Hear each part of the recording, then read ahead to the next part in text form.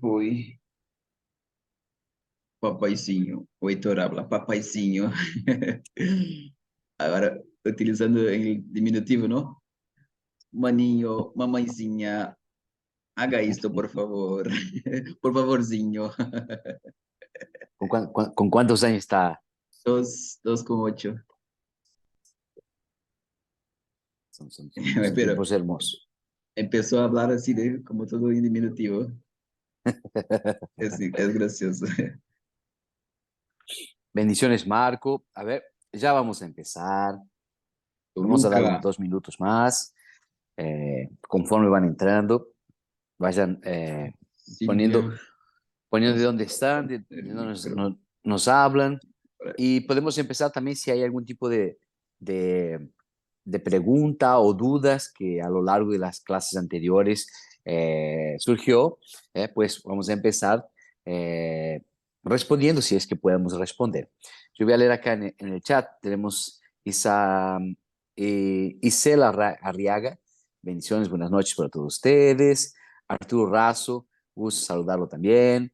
María del Carmen, bendiciones. Silvia, buenas noches, bendiciones a todos. Marco Antonio también, de Toluca, México.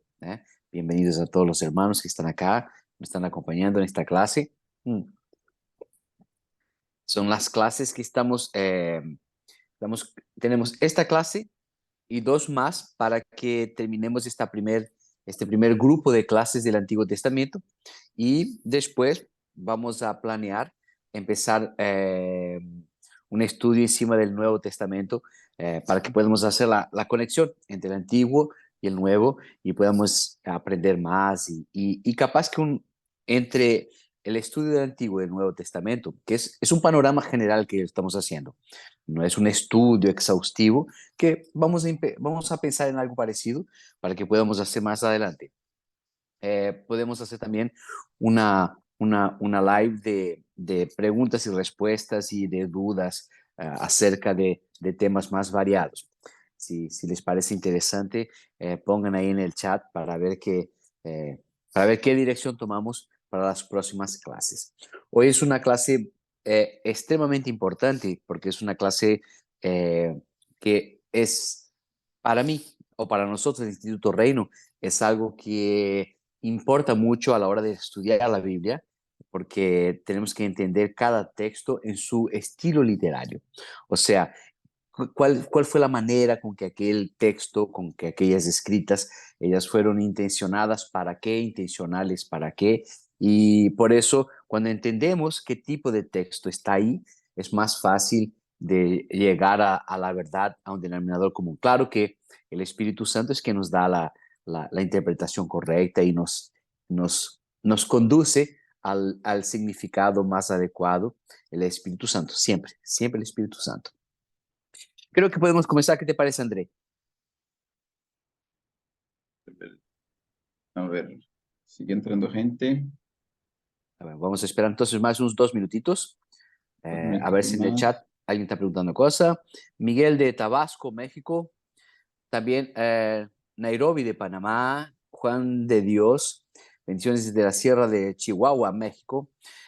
Miguel de Tabasco. Hay una pimienta de Tabasco que se come acá en Brasil. No sé si viene de ahí de ustedes. Daniel Mendoza, saludos de Tamaulipas, México también. Ustedes mexicanos con sus nombres diferentes, ¿no? Es una práctica, es casi un trabalengua. Daniel, bendiciones, Dios te bendiga.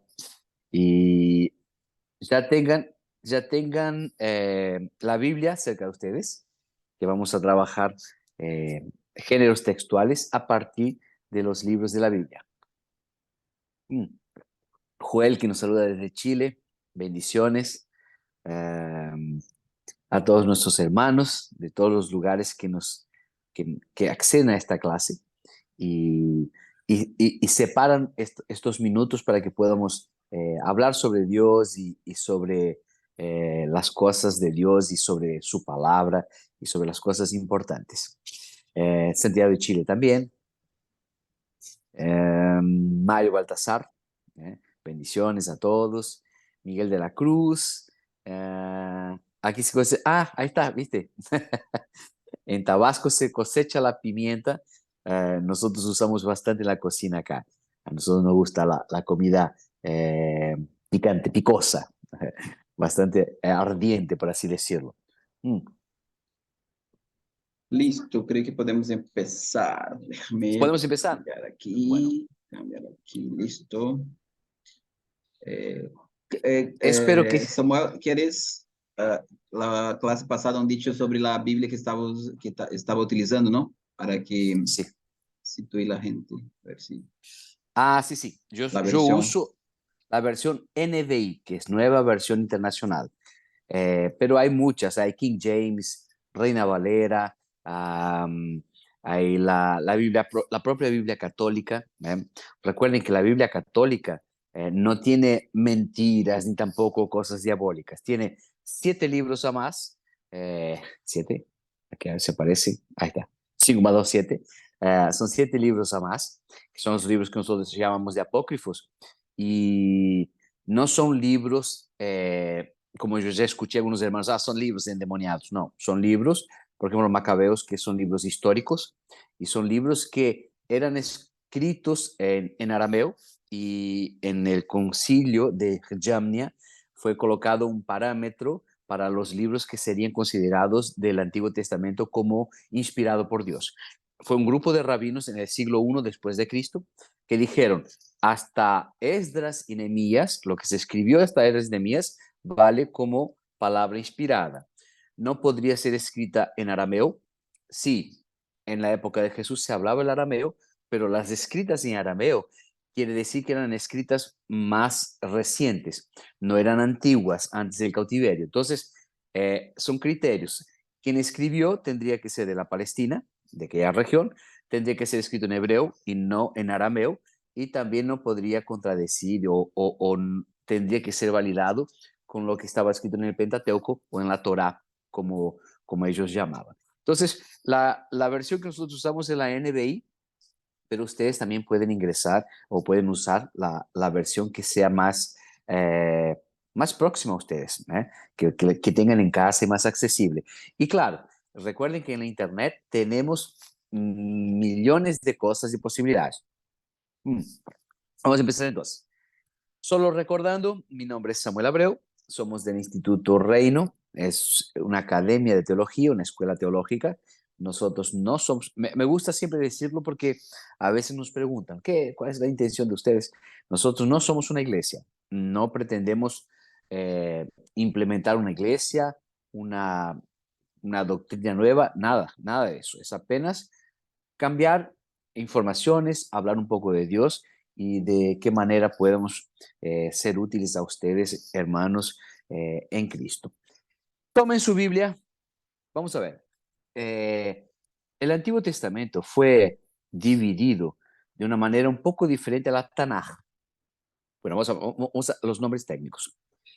Tanaj es el nombre que los hebreos le dan a la Biblia judía. O sea, la Biblia, el Antiguo Testamento nuestro, de nuestra Biblia, la Biblia que ustedes tienen en casa, todo el Antiguo Testamento es exactamente igual a la Biblia judía.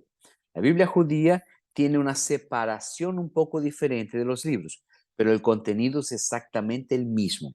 Por ejemplo, tenemos nosotros Primera y Segunda Samuel, primer libro y Segundo Samuel, que en la Biblia hebrea es un libro solo. Los profetas menores, que son 12 en la Biblia hebrea, es un libro solo. Entonces, la manera de división es diferente, pero el contenido, las palabras, las profecías son exactamente iguales. Entonces, fíjate, la Biblia que tú tienes ahora, la Biblia que tienes ahí en tu mano, es Antiguo Testamento, es exactamente igual a la Biblia de los judíos ortodoxos, de lo que tú quieras. Bueno, empezamos por ahí. La división de los libros es un poco diferente, pero el contenido es el mismo. Nuestra Biblia protestante, de los evangélicos y los protestantes o los reformados, nuestra Biblia, en relación a la Biblia católica, tiene 7 libros a menos. Entonces, fíjate, nuestro Antiguo Testamento es igual a la Biblia judía, solo con división de libros diferentes. nosotros tenemos, parece, más libros porque dividimos de una forma diferente. En relación a la Biblia hebrea, el Antiguo Testamento nuestro es igual a la Biblia entera de ellos. En relación a la Biblia católica, los católicos tienen 7 libros a más que nosotros no tenemos. Es importante recordar que cuando pensamos en la Biblia de los judíos, ellos no tienen el Nuevo Testamento porque ellos no creen que Jesús es Dios, que Jesús es el Mesías, que Jesús es el Salvador. Ellos todavía están esperando al Mesías, a Jesús el Cristo. Recuerden que Cristo no es nombre. Nosotros decimos Jesucristo. Jesucristo es porque Jesús el ungido, Jesús el Cordero, Jesús el que vino a salvarnos del pecado. Entonces, los judíos no creen que el Nuevo Testamento sea válido porque ellos todavía están esperando al Mesías o a Jesús. Perfecto. Bueno, entonces nuestra Biblia en relación a la Biblia hebrea es la misma, el Antiguo Testamento. Solo nosotros tenemos el Nuevo Testamento porque ellos todavía no lo creen. En relación a la Biblia católica, apostólica romana, nosotros tenemos 7 libros a menos. Ellos tienen 7 libros a más. ¿Hasta ahí está bien? Bueno, se terminó la pila acá. A ver. Ahí está.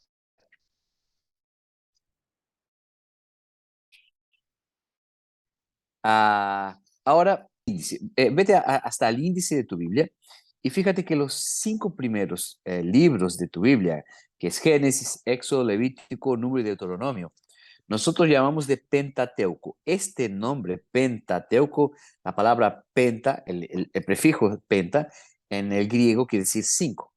Entonces son los 5 primeros libros. En la Biblia judía se va a llamar de Torá. La Torá son los libros de la ley, los 5 primeros libros. En la Biblia hebrea, la Torá más Ketuvins y Nevins, que son los libros de los profetas, y las escrituras generales, forman la Biblia hebrea. La Biblia hebrea se llama Tanaj o Tanakh, como la quieras pronunciar.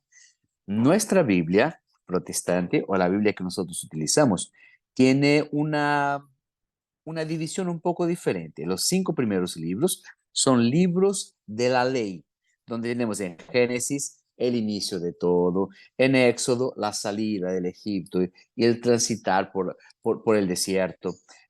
Levíticos, Números, Deuteronomio, hace la narración sobre las leyes que son entregas al pueblo de Israel por intermedio de Moisés. Recuerden que no son solo 10 mandamientos. Tenemos el decálogo, que viene de 10, que todo el mundo ya sabe, pero son 613 mandamientos. Entonces, en la Tanaj, en el inicio, en la Torah, en los libros de la ley, en el Pentateuco, tenemos 613 mandamientos dados por Dios al pueblo de Israel. ¿Y cuál era la idea de esas leyes? Hay leyes civiles, leyes de orden moral, hay leyes de propiedad privada, hay leyes de uso o no uso de ciertos alimentos o ciertas vestimentas. O sea, hay de todo tipo de orden, decretos y mandamientos. Son 603. Entonces, los 5 primeros libros, que son los libros de la ley, son libros que son de ordenanzas. Hagan esto y no hagan aquello. Entonces, aquí viene la primera información. Del Pentateuco, o sea, de los 5 primeros libros, podemos sacar algunas promesas que están ahí y mandamientos, ordenamientos, direccionamientos, decretos que Dios da al pueblo de Israel. Entonces, es más que historia, son maneras que Dios tuvo para decirnos qué se podría hacer y qué no se podría hacer. Voy a hacer un paréntesis para que se recuerden de una cosa que ya vimos en clases anteriores. El pueblo de Israel había salido del Egipto, donde había permanecido 430 años. Era un pueblo de esclavos. No tenían una cultura, no tenían identidad cultural, no tenían absolutamente ninguna idea de pertenecimiento ni de pueblo organizado como lo conocemos hoy. Recuerden, voy a dar un paso atrás. La familia de Israel, que era una unidad familiar, los hijos de Israel, que después se dicen las tribus de Israel. Israel era el nombre de una persona que tenía varios hijos. se van al Egipto por causa del hambre. Uno de sus hijos que había sido vendido anteriormente, que era José, los trae para el Egipto y ya conocen la historia de José. Son invitados a vivir en el Egipto. Entonces entra en el Egipto una familia de unos 65 a 72 personas en el Egipto y pasan en el Egipto 430 años. Después de 430 años, salen del Egipto aproximadamente 2 millones de personas, 600,000 hombres en edad militar, entre 15 a 16 hasta cerca de los 35. Entonces son 600,000 hombres, sin contar mujeres, niños y ancianos. Eso está en la Biblia. Entonces, están saliendo del desierto, están saliendo del Egipto al desierto y en el desierto Dios les da ley, les da maneras de comportarse, les alimenta, los guarda, los protege. O sea, en el desierto Dios forma de verdad un pueblo, porque hasta la salida del Egipto era un conglomerado de personas que no tenían una cultura, no tenían fiestas específicas, no tenían comida específica, no tenían un montón de cosas que nos hacen o hacen con que nos conozcamos y nos conozcan como grupos o como culturas específicas. Hasta el desierto, esa cantidad de gente no tenía una cultura, no era un pueblo realmente o propiamente dicho. Entonces, en este inicio, cuando tenemos los 5 primeros libros, son rellenos de ordenanzas, mandamientos, maneras de hacer culto, maneras de comportarse, maneras de limpiarse, maneras de decir qué es una propiedad privada y qué no es. Todo eso estaba en el inicio de la Biblia, en el inicio de esos libros, y son esos 5 primeros libros. Una pregunta, ¿qué les parece? Génesis empieza haciendo la narración de en el principio creó Dios, los cielos y la tierra, empieza diciendo sobre todo lo más, el inicio de todas las cosas. Pero ustedes creen que Génesis, por estar en primer lugar en la Biblia, es el libro más antiguo. ¿Qué ustedes creen? A ver, a ver si alguien sabe y me puede decir eso.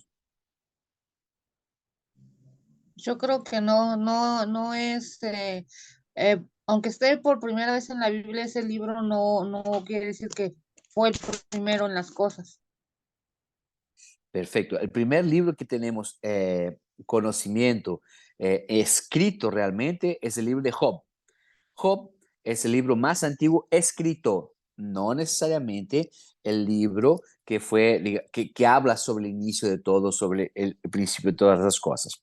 Recuerden que esta colocación o esta idea de empezar por el Pentateuco o por los libros de la ley es una manera de organizar la información, pero no es una organización cronológica. No es que está Génesis en primero porque es el más antiguo. Está Génesis primero porque la temática es más adecuada que empiece la Biblia comentando o contando cómo todo empezó en el universo y sobre todas esas cosas.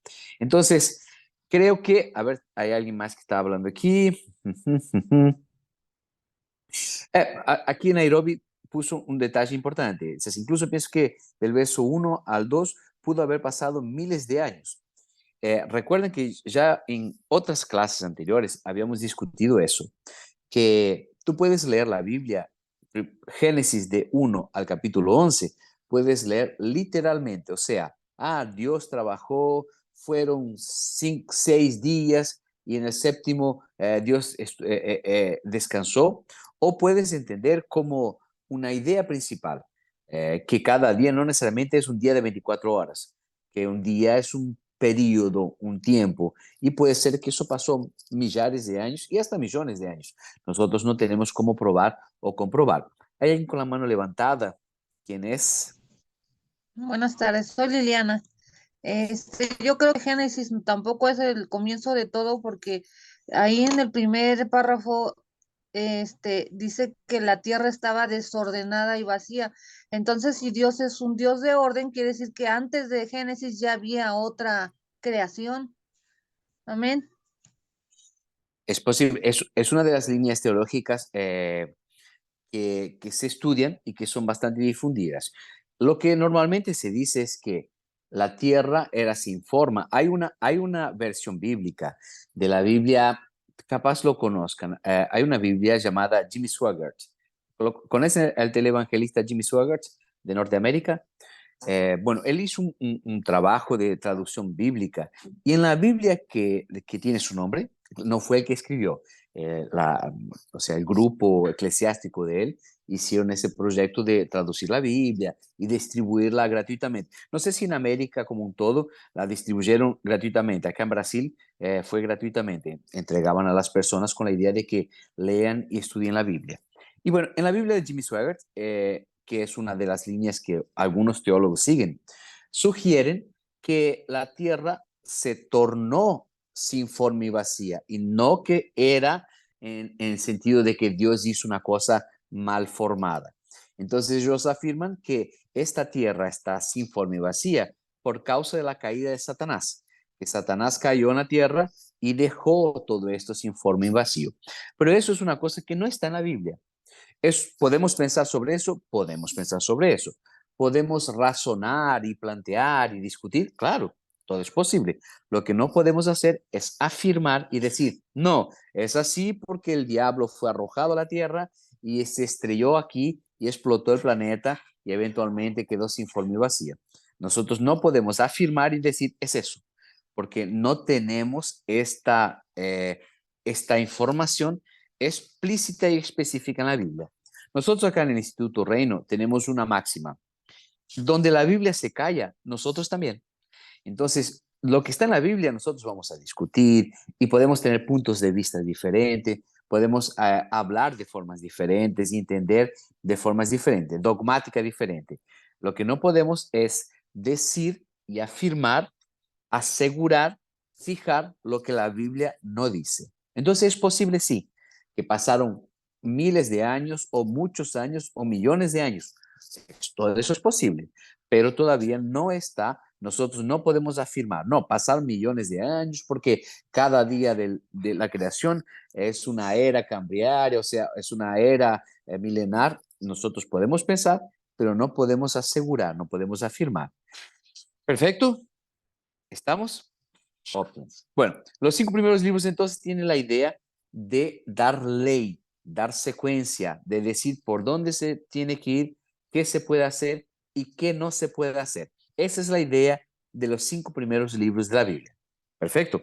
Bueno, los libros que siguen son los libros de historia o también son libros llamados históricos. Fíjate, hasta Deuteronomio tenemos los libros de la ley. De ahí viene Josué, Jueces, Ruth, primero y segundo libro de Samuel, Reyes, primero y segundo libro de Reyes, primero y segundo libro de Crónicas, Esdras, Nehemías, Esther, son libros históricos.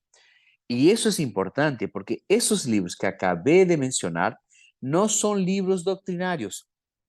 Los 5 primeros libros son libros de ley, de doctrina, de esto se hace y esto no se hace. Los libros históricos no son libros doctrinarios, son libros que nos cuentan historias, nos muestran cómo los primeros hijos de Dios, cómo los primeros hebreos actuaban, interactuaban, escogían las cosas, cómo andaban, qué hacían, qué no hacían, cuál era la costumbre que ellos seguían. O sea, toda vez que vemos un libro histórico, no es un libro de ley ni de mandamientos. Son libros que tenemos que entender que tienen una verdad, sí. Tienen un conocimiento bíblico, sí. Nos pueden enseñar cosas, seguramente nos enseñan. Los libros históricos nos enseñan muchas cosas. Nos enseñan cómo Dios habla, cómo las personas tienen el corazón duro y qué pasa con las personas que tienen corazón duro, qué pasa con las personas que abren su corazón, qué pasa con las personas que no quieren aceptar sus errores. Todo eso está ahí y podemos aprender cosas maravillosas. Lo que nosotros no podemos hacer es doctrina, leyes de textos que son históricos, porque las doctrinas, las leyes de tanto leyes morales, de comportamiento, qué se hace, qué no se hace, están en los libros de la ley, que son los 5 primeros. Los otros libros que vienen son libros históricos, donde podemos entender mucho más de cómo Dios interactúa con la historia, con las personas, con su palabra, con sus promesas, con cómo las personas que siguen la voluntad de Dios tienen una vida más tranquila, más próspera. No quiere decir que no van a pasar problemas, no quiere decir también que no van a tener problemas o que no van a estar a veces un poco malos con lo que pasa o con la situación. Lo que quiero que quede claro es que cuando decimos y hablamos de libros históricos, no se saca doctrina. No se puede hacer doctrina de un libro histórico. Bueno, después que terminamos la secuencia, entonces tenemos el Pentateuco o la Torá, que es de Génesis hasta Deuteronomio. De ahí tenemos los libros históricos que van de Josué hasta Esther, son libros históricos. Después tenemos los libros que son libros poéticos o sapienciales. Sapiens viene de pensamiento, por ejemplo, Proverbios y Eclesiastés. O sea, son libros que nos hacen pensar, que nos hacen razonar. Entonces son libros históricos, la ley, libros históricos, y ahí en Job empiezan los libros poéticos. Salmos, Job, esos libros que llamamos de libros poéticos son libros que también nos traen de una forma poética, de una forma figurativa, de una forma diferente de comunicación. O sea, podemos sacar algún tipo de doctrina o de enseñanza. Enseñanza sacamos de la Biblia entera, cosas que nos enseñan, pero doctrina de lo que se puede hacer o no se puede hacer tampoco se sacan de los libros poéticos.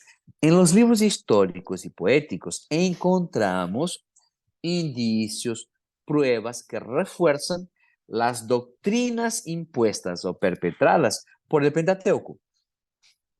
Pero no podemos sacar apenas una acción o algo que pasó en una historia y hacerlo como doctrina. Voy a dar un ejemplo. Se sacan algunas doctrinas de ángeles a partir de historias que pasan en los libros históricos y en los libros poéticos. Entonces dice, no, los ángeles hacen esto, nos acompañan, nos ayudan, hacen lo que mandamos, porque aquí en Job, porque aquí en Salmos, porque recuerden que son libros poéticos, inspirados por Dios, traen enseñanzas, nos traen cosas para nuestra madurez espiritual, todo lo que quieras, pero no puede servir de base de doctrina porque la característica estructural del texto no quiere hacer doctrina. Nos enseña cosas, pero no nos instruye diciendo qué tipo de cosas tenemos que hacer o no.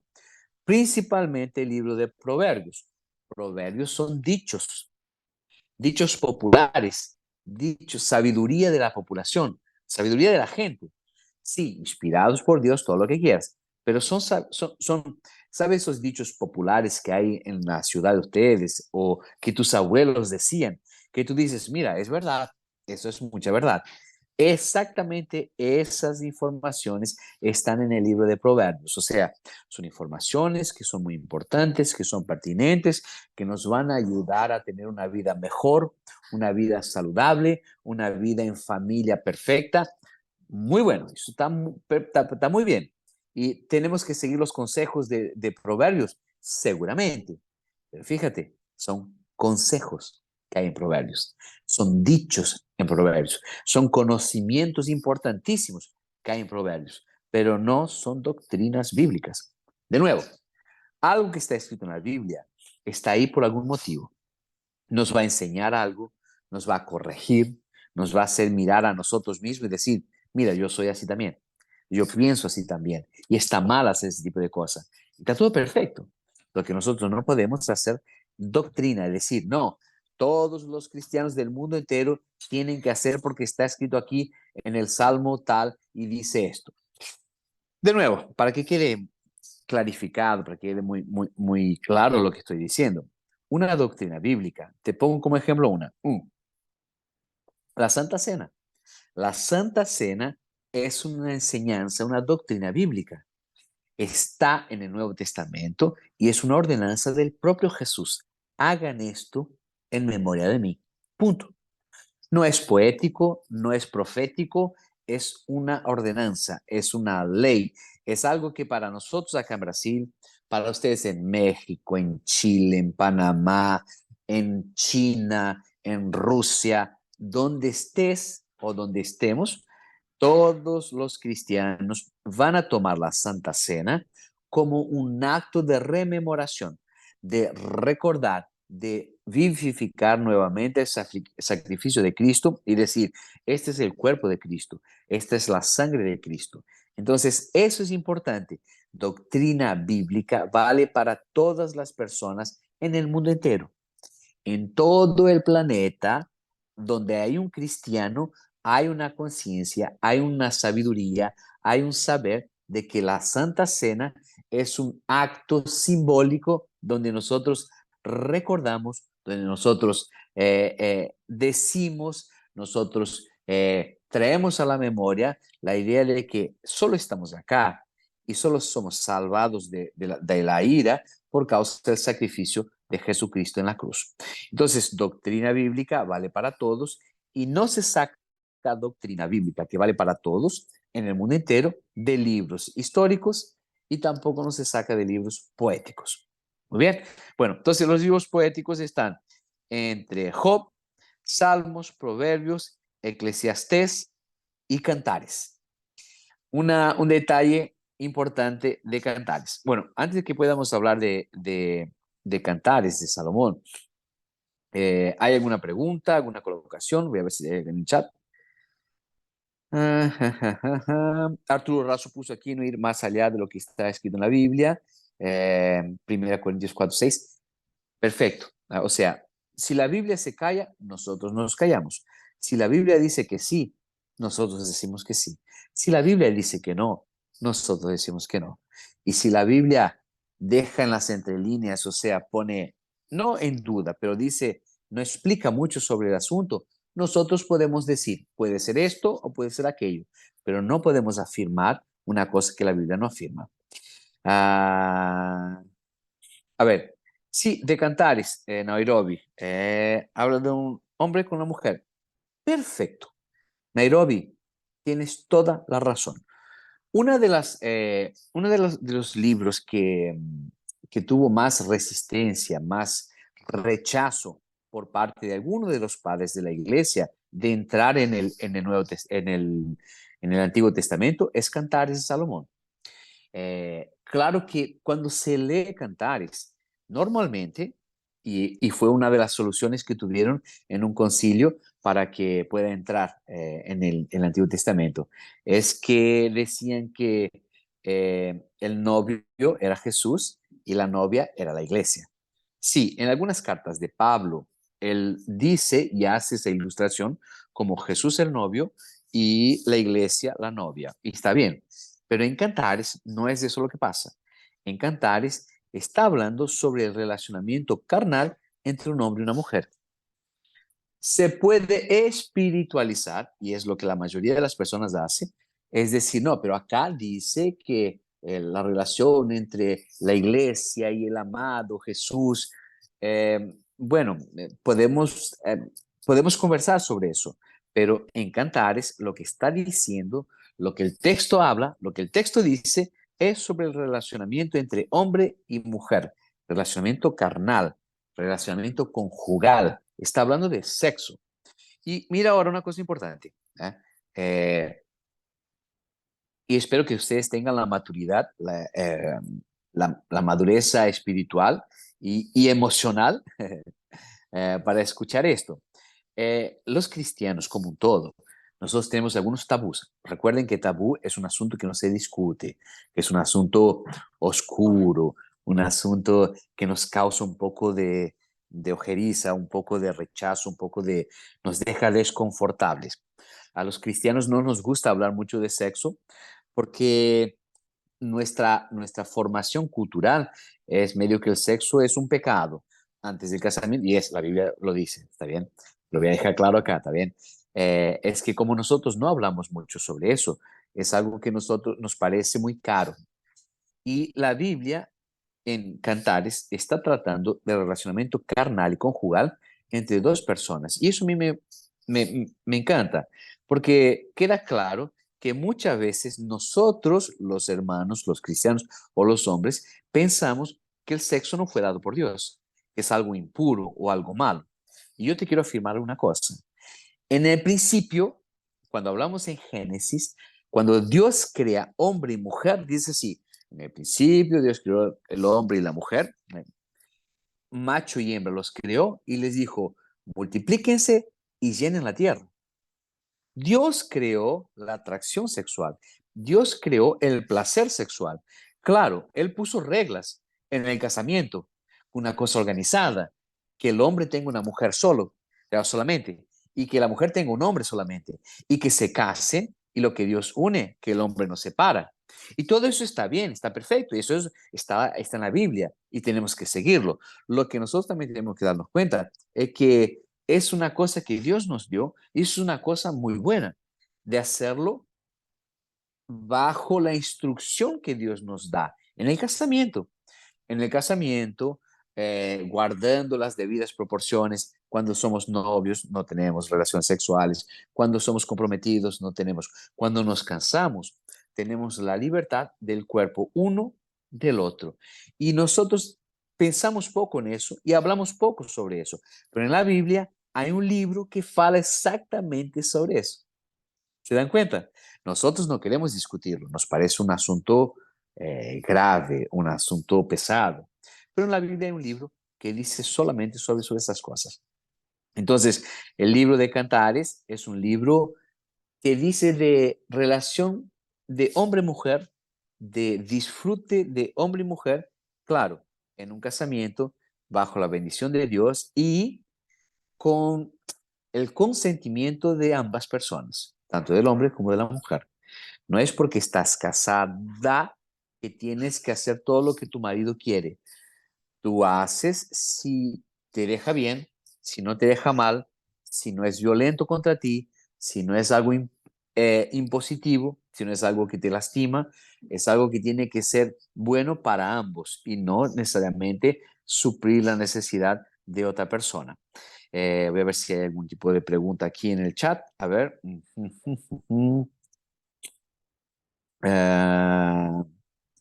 ¿Cuántas promesas hay en la Biblia?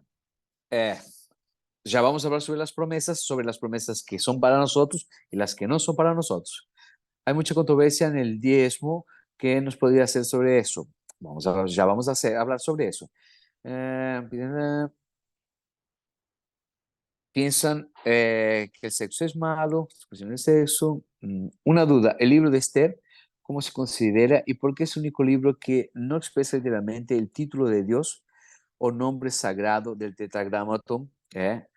Uyeowan, se deben llegar uno al otro, en acuerdo, ambos de acuerdo. Solo el sexo es bendecido por Dios en el matrimonio para todos, Rubén Solís. Mira, el sexo es un placer dado por Dios, pero en un contexto. Fíjate que cuando Dios hace el hombre y la mujer, los hace y dice así, Adán dice, esta es carne de mi carne, hueso de mis huesos, está hablando de una unión, de algo que no es, voy a hacer sexo solo para tener placer.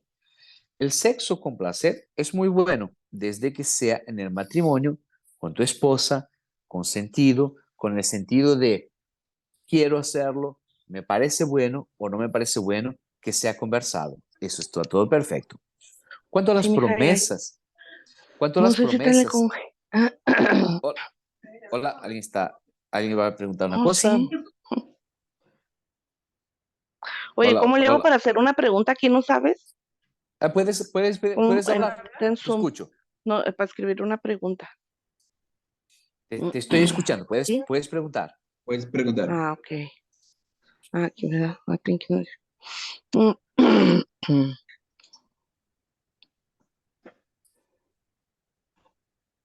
¿Cómo te llamas? No, no, creo que no. Sigue, Samuel. A Bueno, ver. bueno, O sea, ay. Le- Es, si quieres, a levante ver, la mano para sabermos quién es que está charlando con haciendo la pregunta. Mija, ¿cómo puedo levantar la mano? Ven, corre, corre. Estamos escuchando, No sé cómo. por favor, puedes hacer tu Ay, ¿me pregunta. escucha? ¿Sí me escuchan? Sí, sí, te Sí, puedes Ah, ok, escucho. hablar. disculpe. Ah, sí, que no le sé mucho. Dale. Ya me están escuchando, mija. Sí, estaba en Proverbios. Dice, habla sobre el vino y en Efesios 5:18 habla también, dice aquí en Proverbios 3:10, dice, serás lleno tus graneros con abundancia y tus lagares rebosarán de mosto. Y en Efesios 5:18 dice, no os embriaguéis con vino en la cual hay disolución, Perfecto. antes ser llenos del Espíritu. ¿Cómo se puede definir en una parte que dice esto y en Proverbios y en Efesios nos dice lo contrario? Eh, ¿Cuál es tu nombre? Angélica, ¿es eso? Angélica, sí. Bueno, Angélica, mira, es importante que entiendamos qué es lo que está escrito ahí. ¿Recuerdas cuál es el primer milagro de Jesús? Cuando Jesús inicia su ministerio, ¿cuál es el primer milagro de Jesús? Cuando convirtió el ¿Recuerdas? vino. Muy bien. Entonces Jesús transformó agua en vino en una boda, en un casamiento. Entonces, cuando Jesús está en la tierra, él también bebe vino. Pero calma, antes de más nada. En Proverbios está diciendo sobre tus lagares serán llenos de vino, de mosto, porque en la antigüedad las personas tomaban vino.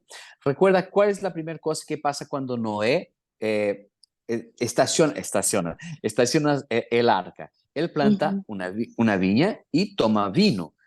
En las ujú, fiestas tradicionales tomaban vino. Todas las personas del Antiguo Testamento y del Nuevo Testamento tomaban vino. Era una cuestión cultural. Es una bebida que acompaña a la humanidad desde el principio. Perfecto, eso es una cosa. Tú nunca vas a ver un pasaje en la Biblia donde Jesús está borracho, ni donde sus discípulos están borrachos. Ellos son acusados de comilones y tomadores. Y en el día del Pentecostés, en Hechos capítulo 2, dice, estos están todos embriagados, están todos borrachos. Y Pedro dice, no, no estamos borrachos. Esto es lo que Joel había profetizado. Estamos hablando en otras lenguas, en nuevas lenguas. En ningún momento se dice de Jesús ni de sus discípulos ni de los apóstoles, ni de ninguno de ellos que estaba borracho. Te digo otra cosa importante. Cuando Pablo le manda a Timoteo y le dice, toma un vaso de vino por causa de tu enfermedad de estómago. O sea, era usado también como una especie de remedio. Lo que dice la Biblia es que no nos embriaguemos con vino, porque en la embriaguez, cuando estamos borrachos, ahí perdemos el control de nuestra capacidad de discernir, de decir sí o decir no. Cuando la persona está embriagada, comete cualquier tipo de atrocidad. O sea, dice las cosas que no podía decir, hace las cosas que no podría hacer y crea contiendas, peleas en casas, hombres son violentos. Entonces, lo que la Biblia dice, y estamos hablando de una cuestión cultural, es que en el Antiguo Testamento el vino era considerado como una bebida de alegría, de compasividad, de estamos felices o estamos con visitas, vamos a tomar vino, porque en la cultura todos ellos tomaban vino, era una manera de celebrar, de alegrarse. Esto no quiere decir que es una ley, es un contexto cultural. Nosotros, acá en Brasil, la iglesia... Momentos también. Solo un brindis. ¿Me escuchan? ¿Me Ahora escuchan? sí, ahora sí. Bueno, entonces, en la iglesia brasileña nosotros somos abstemios. ¿Qué quiere decir eso? Nosotros no bebemos. ¿Beber es pecado? No, la Biblia no dice que tomar o hacer un brindis o tomar una taza de vino es pecado. La Biblia no dice eso. Desafío a cualquier uno que está escuchando aquí que me muestre en la Biblia que beber vino es pecado. Lo que es pecado es embriagarse, es tomar y no tener control. Y ahí viene el consejo. O sea, si tú no tienes control, si tú no puedes tomar apenas un vaso de vino y estar por ahí, no tomes. O sea, no te embriagues, no hagas no provoques tu propia caída. La idea de la bebida, o sea, la bebida en sí no es pecado. Pecado es la manera como nosotros utilizamos. Hay iglesias que dicen que no se puede beber. Está bien, es un buen consejo. No se puede decir que es pecado beber. Lo que es pecado es embriagarse. Eso está muy claro en la Biblia. O sea, embriagarse es pecado. Va a defender, y ahí como ya habíamos dicho en otras clases, que depende mucho de la manera con que la iglesia donde ustedes están, la comunidad cristiana entiende el dogma de la bebida. Mucha gente dice que no, los cristianos no pueden beber. Y bueno, no beban, pero no digan que quien bebe es un pecador. Quien se embriaga causa discordias, peleas, hay gente que se queda violenta, hay gente que se queda muy hombre, muy macho y quiere agredir a las personas. Entonces todo eso se evita no bebiendo. Pero la Biblia no dice que tomar es pecado. La Biblia dice que embriagarse es pecado, que son cosas diferentes. Y es por eso que dice, cuando habla de bendiciones, tus silos y cilindros van a ser llenos de alimentos y tus lagares de mosto o de vino también. Sami, Espero haberlo. Sí, creo que podemos dejar las preguntas que no están en el contexto, ¿no? Dejar más para el final, ¿no? ¿Qué te parece? perfecto, perfecto. También creo que también eso es importante. Estábamos también, entonces, llegamos hasta Cantares, que era uno de los libros que por último entró en el grupo de libros del Antiguo Testamento, porque había esa discusión. ¿Está hablando de cosas espirituales o carnales? Está hablando de una relación de hombre-mujer que del punto de vista de Dios también es algo sagrado. El sexo en el matrimonio es algo que también hace parte de una dádiva, de un don, de un regalo que Dios nos dio. Bueno, si partimos hasta hasta Cantares, que son libros poéticos, los otros libros que vienen de Isaías al final de la Biblia, que es Malaquías, hablamos de los libros proféticos, o sea, son profetas. Tenemos entonces Ezequiel, Daniel, Oseas, Joel, Amós, Obadías, disculpen, Abdías, estoy leyendo aquí porque en portugués son nombres diferentes. Abdías, Jonás, Miqueas, Nahum, Habacuc, Sofonías, Ageo, Zacarías y Malaquías. Son los profetas mayores y profetas menores. Son mayores porque escribieron más y menores porque escribieron menos. Muchos de ellos fueron contemporáneos. Ahora, mira una cosa. Los profetas o los libros proféticos son libros que dicen sobre el futuro, ellos acusan sobre la situación actual de Jerusalén o de Israel, de un punto de vista histórico. Y de nuevo, no se sacan doctrinas de libros proféticos. Libros proféticos apuntan por un lugar. En la Biblia hebraica, en el hebreo, Daniel no es considerado un profeta. Está el libro de Daniel en la Tanaj, pero no es considerado un profeta como nosotros consideramos que es un profeta. Entonces, la idea principal es que el Antiguo Testamento fue dividido entre la ley, entre los libros históricos, los libros poéticos y sapienciales y los profetas o los libros proféticos. ¿Alguna duda hasta ahora sobre eso? A ver aquí. Los profetas menores y en parte también los mayores censuran, corrigen.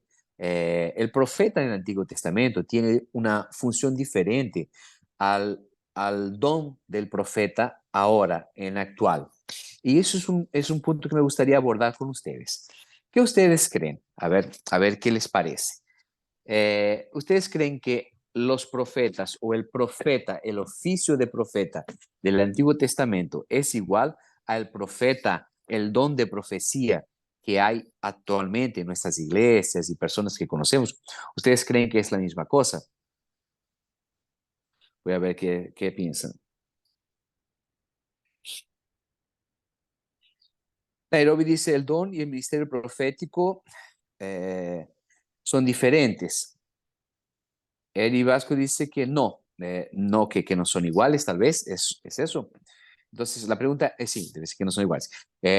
El oficio de profeta del Antiguo Testamento es diferente al don de profecía que está en el Nuevo Testamento. Muy diferente incluso. ¿eh?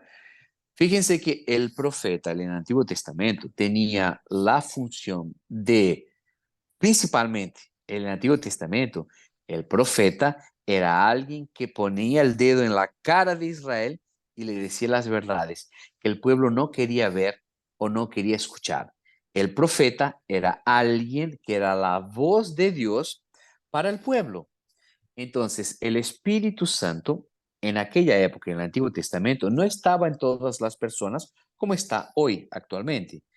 Nosotros tenemos el Espíritu Santo de Dios en nuestro corazón, dentro de cada uno de nosotros.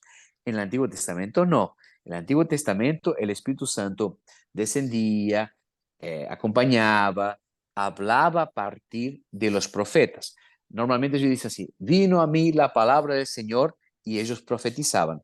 Es como que el Espíritu Santo venía y le traía esa información dicha por el propio Dios y ellos apuntaban al pecado de Israel, a su mala conducta, a sus malas costumbres, a su idolatría principalmente. Donde hay un profeta, hay una denuncia. Esa es la máxima del Antiguo Testamento. ¿Cómo eran los profetas del Antiguo Testamento? Hay un profeta, hay una denuncia. Hay un profeta, hay alguien diciendo lo que las personas tienen que oír y no lo que las personas les gusta oír o les gustaría oír. Ese era el oficio, ese era el trabajo, esa era la llamada del profeta del Antiguo Testamento. Siempre anunciando, denunciando, mostrando el camino, exhortando para que se arrepientan, diciendo sobre las cosas que Dios haría en el futuro, diciendo sobre las cosas que pasarían subsecuentemente o muchos años después. Lo que pasa con Daniel, la profecía de Daniel, él no entendió. Esas palabras estaban cerradas para él. El ángel explica a Daniel, dice así, cierra estas palabras porque más adelante ellos van a entender. Entonces, mira qué cosa profunda. Parte de la profecía de Daniel, él profetizó, escribió, pero él no supo. Parte él sabía lo que era, qué significaba, pero parte él no supo. Entonces, el profeta del Antiguo Testamento, él apuntaba lo que Dios mandaba para que el pueblo de Dios sea guiado, para que pueda tener un camino, un rumbo, una manera de proceder. Todo eso era indicado por el profeta. El profeta en el Antiguo Testamento tenía una función de denuncia, de mostrar el camino y de ser la voz de Dios al pueblo, ya que no tenían en el Antiguo Testamento una Biblia y no tenían el Espíritu Santo ni una comunidad cristiana. En el Nuevo Testamento, el don de profecía es un don, no es un oficio, es un don. Así como el pastorado, como la consejería, como la misericordia, como la administración o liderazgo, son dones que están en Romanos capítulo 12, Primera Corintios 12, todo eso están elencados, mostrados, cuáles son los dones que Dios nos da. Es algo gracioso, es algo para mejorar la comunidad donde estamos. Pero mira, actualmente nosotros tenemos la Biblia, que ya está cerrada, el canon cerrado. Nosotros tenemos el Espíritu Santo que nos muestra, nos ilumina y tenemos una comunidad cristiana. Tenemos hermanos, amigos, personas que frecuentan la iglesia con nosotros y Dios nos habla de varias maneras. No existe una única persona que es la voz de Dios como era el profeta del Antiguo Testamento. Ningún profeta actual llega cerca ni está muy lejos de lo que era la función, la idea, la importancia de los profetas del Antiguo Testamento. Esto quiere decir una cosa importante. ¿Existen profetas actualmente? Sí, pero no son profetas con la misma función, con la misma importancia y con la misma revelación del Antiguo Testamento. Eso tiene que quedar muy, pero muy claro. Ah,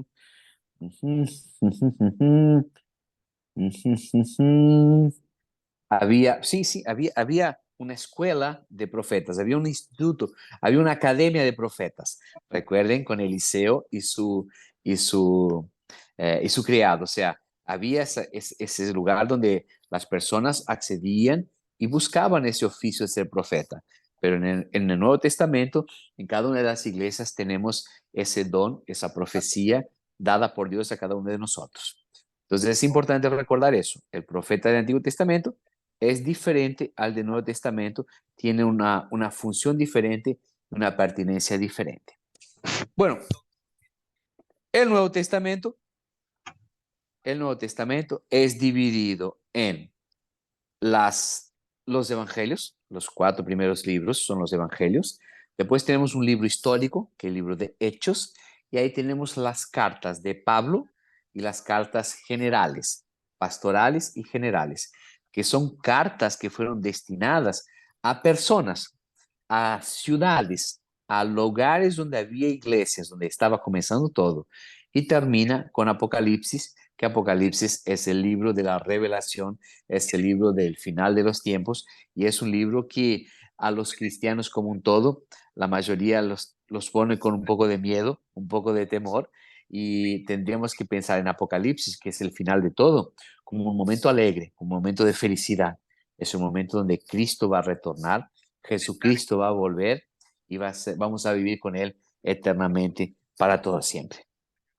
Estas cartas de Pablo o las cartas de Pedro o las cartas de Juan o las cartas de Judas, o sea, esas cartas eran cartas que sí se pueden sacar doctrinas.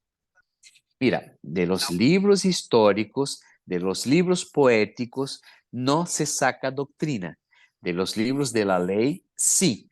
Y de las cartas de Pablo, las cartas de Juan, las cartas de Pedro, son cartas sí que se sacan las doctrinas porque son enseñanzas y ordenanzas, mandamientos que el propio Dios inspiró a estos hermanos, estos apóstoles, que escribieran a esas iglesias que estaban empezando y que sí, muchas de nuestras doctrinas bíblicas, incluso la Santa Cena, son sacados de esas cartas, de esos mandamientos, de esas directrices, de esos direccionamientos que fueron dados para esas iglesias.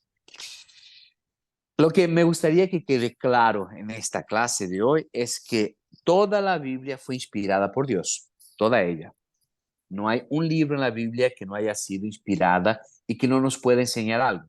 Todos los libros de la Biblia nos enseñan muchas cosas, pero doctrinas bíblicas universales no se sacan de todos los libros de la Biblia. En los libros históricos aprendemos muchas cosas y es muy bueno para nuestra vida espiritual y nos puede inspirar y nos puede hacer que queramos ser como esas personas, esos héroes de la fe que predicaban y estaban en iglesias. Y está todo perfecto, pero no podemos sacar doctrina, enseñanzas doctrinales universales de los libros que no son las cartas paulinas, las cartas de Juan, las cartas de Pedro. No se sacan doctrinas, se sacan doctrinas de esas cartas y no se sacan, por ejemplo, de Salmos. De Salmos no se saca doctrina. A ver, tenemos aquí a Arturo. De acuerdo con Hebreos 1:2, nuestro último profeta es Jesucristo, ya que la palabra está completa. Perfecto. Y toda escritura de Dios está dictada para entender su mensaje. Cierto. Por ello, no deberíamos depender de otro ser humano que diga que viene por parte de Dios. Perfecto, Arturo. Perfecto.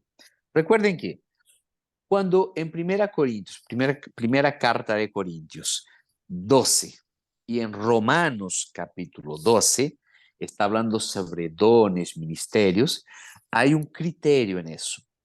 Los dones y los ministerios son para crecimiento, para madurez, hay madurez o maturidad, ahora no sé cuál es en español, pero para que podamos crecer, para nuestro crecimiento espiritual, siempre de la comunidad, para edificación, perfecto, muchas gracias Nairobi, para edificación del cuerpo de Cristo. Entonces, En toda iglesia, y eso está ahí en la Biblia, cuando estudiemos el Nuevo Testamento, vamos a una clase específica para dones y ministerios.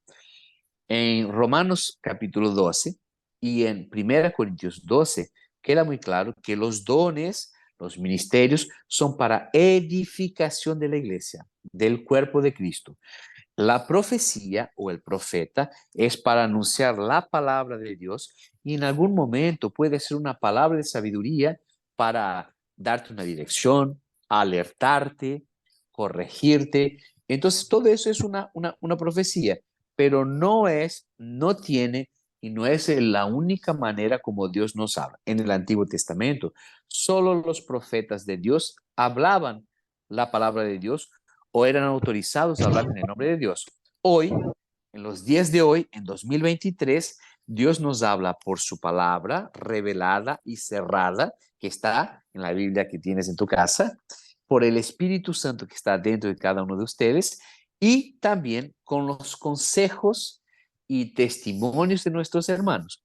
Entonces, cuando alguien dice, yo soy profeta y yo tengo la palabra del Señor, desconfíen, porque la idea principal del profeta en el Nuevo Testamento no es ser el que revela la palabra de Dios, es aquel que tiene una palabra específica de edificación, pero no de nueva información.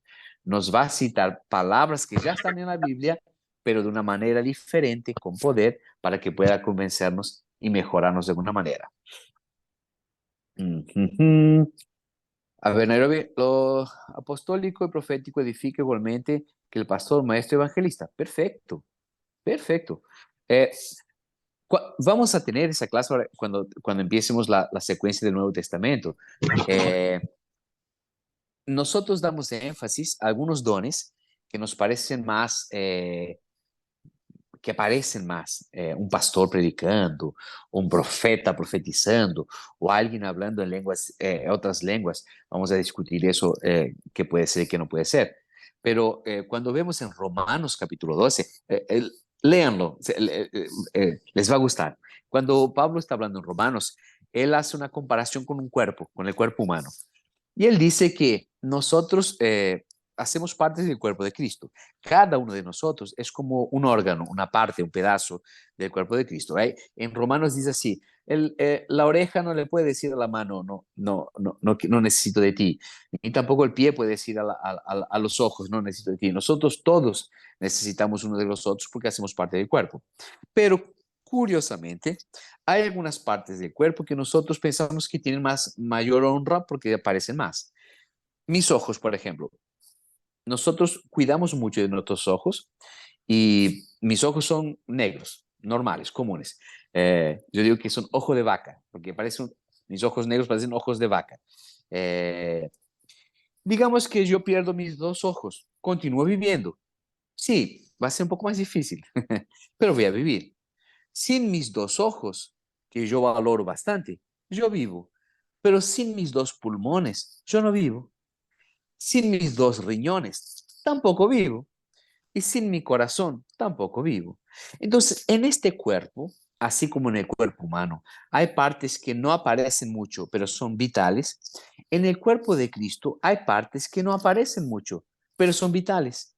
O sea, a veces vemos al pastor predicando, a una hermana cantando, a alguien tocando, y decimos, qué cosa importante, la iglesia necesita mucho de eso. Y es verdad, la iglesia necesita mucho de eso.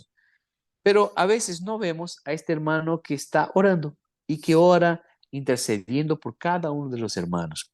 No vemos a este hermano que está visitando, que no está predicando, no está cantando, no está tocando, pero está visitando a las personas en el hospital, en las cárceles.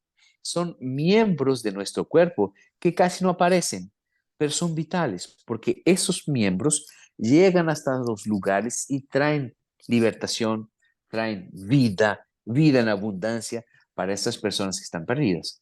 Entonces, cada uno de nosotros, todos, tenemos un don dado por Dios para edificación del cuerpo de Cristo. Y el cuerpo de Cristo somos todos nosotros, todos los hermanos. A ver aquí. Ajá, ajá. Bueno, Creo que está bien hasta ahora. Creo que hasta ahora pudimos ver el Antiguo Testamento como estructura textual. Vimos qué es lo que las plagas pretendían hacer. Vimos algunos pasajes que eran difíciles de interpretar. Tuvimos una secuencia de informaciones que nos dieron un panorama general de lo que es el Antiguo Testamento. Eh, Vamos a programar, voy a discutirlo con André mañana y a lo largo de esta semana. ¿Cuáles van a ser los próximos pasos en adelante para que podamos aquí disponibilizar, para que ustedes sepan para dónde vamos, cuál es el horizonte? Y antes de empezar el Nuevo Testamento, tal vez hagamos una clase solo para sacar dudas. Alguien preguntó sobre el diezmo y sobre esas cosas. ¿Qué te parece, André? Si ya vamos a dejarlo medio que marcado. La próxima clase vamos a trabajar sobre dudas generales y ahí si ustedes pueden dejar en los grupos, van a estar abiertos, André. ¿Será que podemos dejar? ¿Qué te parece? Podemos dejar mañana por un periodo abierto a preguntas para la próxima clase. Perfecto, entonces vamos a hacer lo siguiente. Mañana, a lo largo del día entero, va a quedar abierto, los grupos van a quedar abiertos para que ustedes pongan las dudas, cualquier duda que ustedes tengan, cualquiera, de las clases que ya pasaron, de la manera con que ustedes piensan. Alguien habló sobre el diezmo, sobre el bautismo de niños, sobre la muerte, me preguntaron en el privado. No sé si es el privado en español. Alguien me llamó en el WhatsApp y preguntó sobre suicidio, sobre un amigo de este hermano que se había suicidado y los vecinos le dijeron que esa persona que se suicidó ya está en el infierno. Vamos a discutir dónde eso está escrito. Entonces, cualquier tipo de dudas que ustedes tengan, mañana a lo largo del día pueden poner, y la próxima clase vamos a trabajar dudas del Antiguo Testamento, de las clases y dudas en general para que podamos llegar a un denominador común o algo que sea más próximo de la verdad. Entonces, mañana a lo largo del día pongan las dudas o las preguntas, lo que quieran, sobre cualquier asunto, desde la masonería hasta la Opus Dei, hasta los Illuminatis, hasta los extraterrestres, hasta los dinosaurios están en la Biblia, hasta las personas que son transgénero, hasta las personas que murieron hoy y fueron cremadas, van a resucitar en el juicio final. Sobre si todos descendemos de Adán, de dónde salieron los chinos, porque los chinos son muy diferentes que nosotros, y de dónde salieron los aztecas. O sea, cualquier pregunta que tengas o cualquier duda que tengas, ponla mañana en los grupos a lo largo de hoy y mañana, y la próxima clase vamos a trabajar encima de eso. ¿Qué te parece, André? Perfecto, perfecto. Ha dicho aquí Nairobi, vamos a necesitar 2 clases. No hay problema, ¿eh? Mira, Vale. si tenemos muchas cosas, muchas preguntas y cosas interesantes, tenemos 2, 3 clases, eso no hay problema. Queremos discutir y intentar sacar las dudas de la mayor parte de las personas. La santería, si los santos católicos es la misma cosa que dice en la Biblia, no haga para imagen, lo que quieran. Lo que quieran. Está abierto para que mañana pongan sus dudas y que podamos trabajar encima de eso. Bueno, Perfecto. espero que hayamos sido útiles de alguna manera para ustedes y que tengan una buena noche y mañana una buena semana, una buena semana de trabajo en su familia. Recuerden que la mejor versión de ustedes tiene que ser para su familia. Tienen que ser el mejor padre, el mejor hermano, el mejor hijo. Ese es nuestro llamado de Dios para que podamos hacer luz en nuestra casa. Antes de intentar ganar África y el mundo entero, que podamos ganar y ser luz y verdad en nuestras propias casas, que pueda ser un buen padre que pueda ser una buena madre, que pueda ser un buen esposo, una buena esposa, un buen hijo, una buena hija, un buen suegro, una buena suegra. Ese es el principal testimonio, que dentro de nuestra casa seamos la mejor versión y que las personas estén felices y se sientan felices de estar con nosotros en ambientes, en reuniones, en almuerzos y en café, en mate, en té, en lo que ustedes tomen para trabajar y estar juntos. Que Dios los bendiga a todos. Fue un gustazo estar aquí con ustedes. Nos vemos la semana que viene, pero recuerden, entre hoy y mañana, los grupos abiertos, pregunten lo que quieran. No tengan filtro, no hay problema. Nosotros no tenemos problemas. Si tenemos una opinión o una afirmación bíblica, lo decimos. Y si no sabemos la respuesta, te prometo delante de Dios que te vamos a decir, mira, esto no sabemos la respuesta. Nunca lo habíamos pensado o todavía estamos pensando. No vamos a inventar. Lo que no sabemos, no sabemos y no tenemos problema con eso. Bueno, Dios los bendiga a todos. Fue un gustazo estar con ustedes y nos vemos mañana, a lo largo de mañana, en la próxima clase con las preguntas que ustedes quieran. Que Dios los bendiga a todos.